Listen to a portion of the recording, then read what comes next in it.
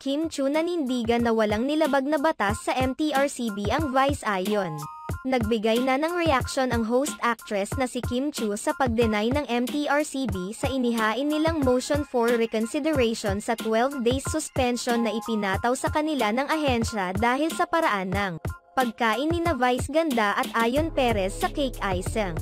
Sa press con ng bagong hair endorsement ni Kim Chiu, hiningan siya ng reaction hinggil sa kasalukuyang pinagdadaanan ng It's Showtime. Ayon kay Kim Chiu, walang problema na hindi malalampasan ng It's Showtime.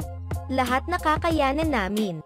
Lalo na ang It's Showtime na 13 years na sila sa noontime show and wala namang problema na hindi nakakayanan dahil na rin na test of time na kaming lahat.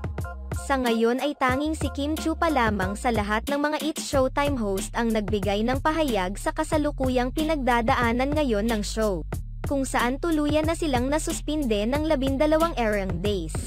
Sa ngayon ay hindi pa rin nagbibigay ng pahayag ang iba pang It's Showtime hosts lalong-lalo na sina Vice Ganda at Ayon Perez.